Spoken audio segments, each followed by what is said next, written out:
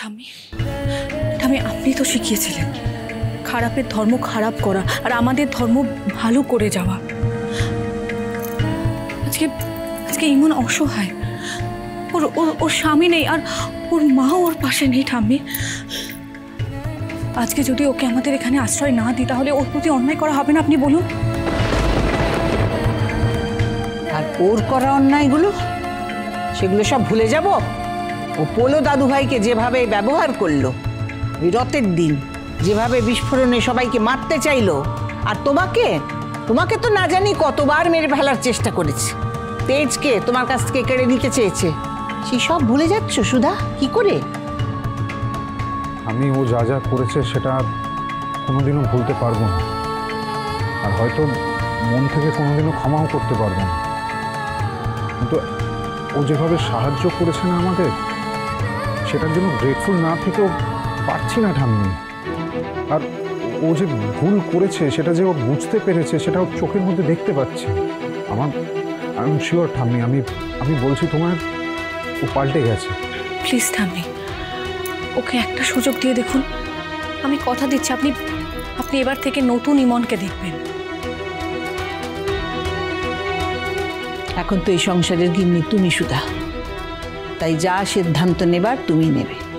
কিন্তু একটা কথা আমি তোমাকে বলে রাখতে চাই, এই সংসারে কিন্তু আমি আর কোনো রকম অশান্তি চাই না। দুধ কলা দিয়ে কাল সাপ পুষে তার ছোবল আর আমি খেতে পারবো না।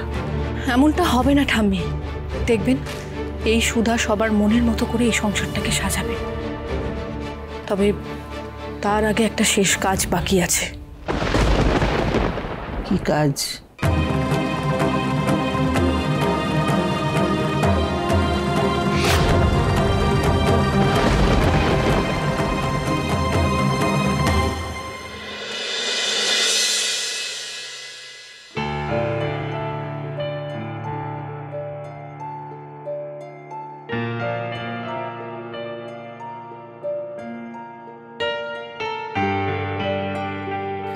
সব কাজ হয়ে গেছে তো? হ্যাঁ বৌদি, ঠাকুরমশাই বললেন শেষকৃত্য সম্পন্ন হয়েছে। ওই তো ঠাকুরমশাই, আপনি ভালো করে শান্তির জল ছিটিয়ে দিন সবাইকে।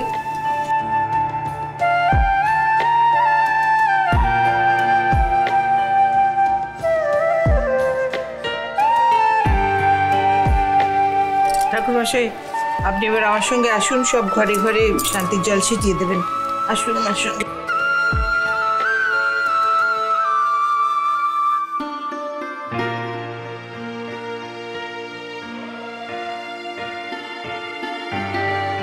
তেজ,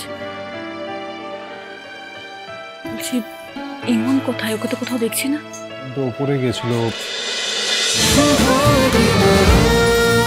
শুভ বিবাহ সোম থেকে রবি প্রতিদিন রাত 10:30টায় স্টার জলসায় ও জিও হটস্টারে।